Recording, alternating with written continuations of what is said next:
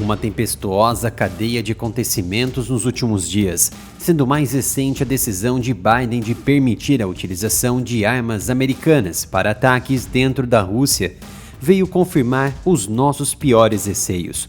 Para o professor Jeffrey Sachs, da Universidade Americana de Colômbia, a espécie humana está mais perto da aniquilação nuclear do que em qualquer outro momento da história.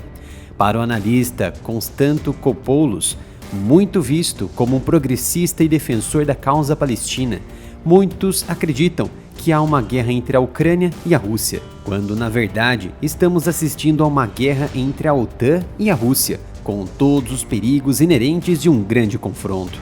Para muitos, o próprio Ocidente provocou a atual guerra na Ucrânia e agora está usando o governo de Volodymyr Zelensky como ferramenta para o fim. Outros pensam o contrário. A Rússia é invasora e busca expandir o seu território, retomando o último momento do Império Russo.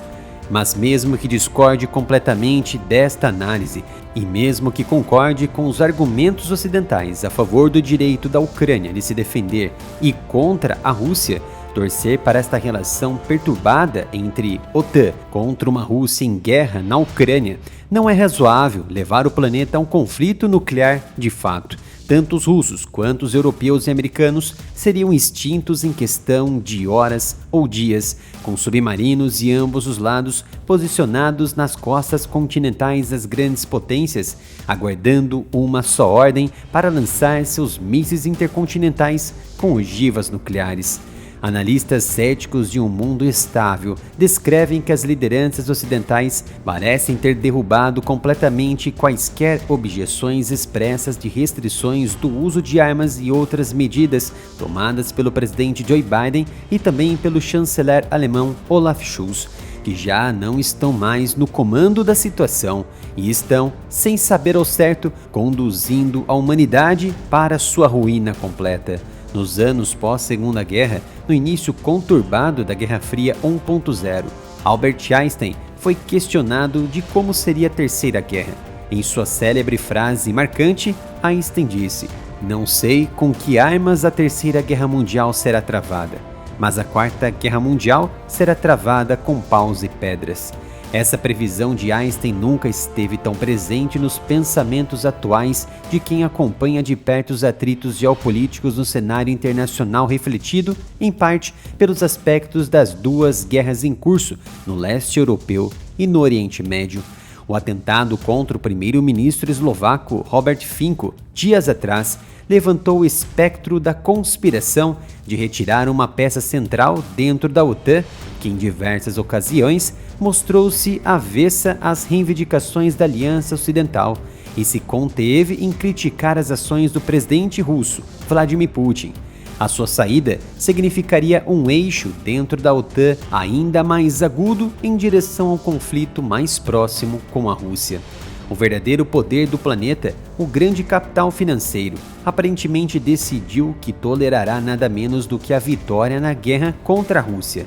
Percebendo a tendência, Trump repetiu argumentos que os seus financiadores gostariam de ouvir. A sua declaração anterior de que bombardearia Moscou e Pequim no caso de uma invasão da Ucrânia ou de Taiwan, caso estivesse no governo.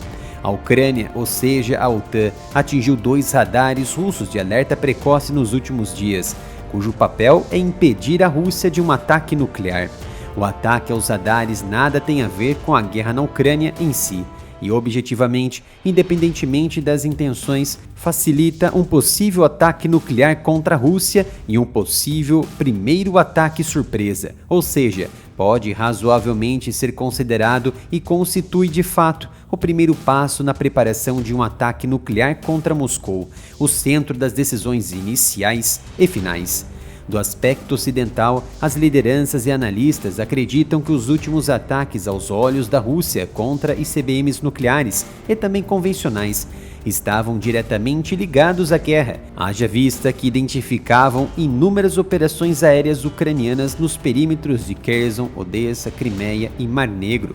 Além do mais, com as suas inativações, abrirá espaço para a plena atividade dos futuros caças F-16 nas mãos de Kiev. Todos esses condicionantes e determinantes aumentam dramaticamente a incerteza e, portanto, aumenta a probabilidade de uma guerra nuclear no mundo. Ajude o canal comprando nossos produtos exclusivos da nossa loja oficial. São mais de 70 itens em camisetas e outros produtos e a qualidade é incrível. Acesse umapinca.com/área militar. Toda a filosofia do controle de armas nucleares durante décadas tem sido garantir a ambos os adversários que não serão atacados de surpresa. Porque se você estiver enfrentando a possibilidade de um ataque surpresa, terá um incentivo para atacar primeiro, antes que o seu oponente possa prejudicar suas capacidades nucleares. Esse princípio foi colocado pelos próprios americanos no centro da filosofia de controle de armas, apesar das objeções iniciais dos soviéticos, que acabaram por ser convencidos, e foi refletido no Tratado ABM de 1972. A lógica é que, se ambos os lados souberem que receberão um golpe retaliatório devastador, não farão um primeiro ataque surpresa. Negociado entre os Estados Unidos e a União Soviética como parte das conversações sobre limitação de armas estratégicas, o agora extinto Tratado de Mísseis Antibalísticos ABM foi assinado em 26 de maio de 1972 e entrou em vigor em 3 de outubro do mesmo ano. O tratado, do qual os Estados Unidos se retiraram em 13 de junho de 2002, proibiu Washington e Moscou de implantarem defesas nacionais contra mísseis balísticos estratégicos. No preâmbulo do tratado, os dois lados afirmaram que limites efetivos aos sistemas antimísseis seriam um fator substancial para conter a corrida às armas estratégicas ofensivas. Na melhor das hipóteses, o que não é nada bom, o ataque aos radares é um caso muito grave que faz Moscou acreditar que os americanos e os seus aliados estejam violando de fato os acordos já estabelecidos entre eles no passado, mas não tão distante assim. Por exemplo, ao New START, ratificado recentemente entre Joe Biden e Vladimir Putin.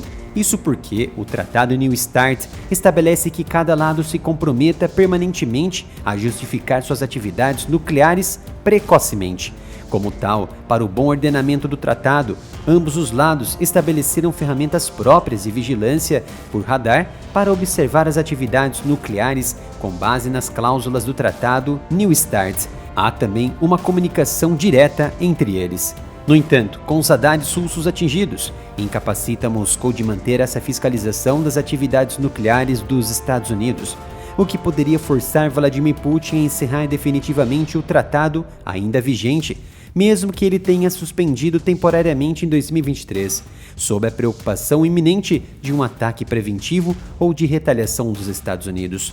Para encerrar essa análise do atual curso das ações das grandes potências no leste europeu e no Oriente Médio, que conflui para uma guerra nuclear de fato, o encerramento do conflito na Ucrânia jamais será concebido com a vitória da Rússia ou da Ucrânia.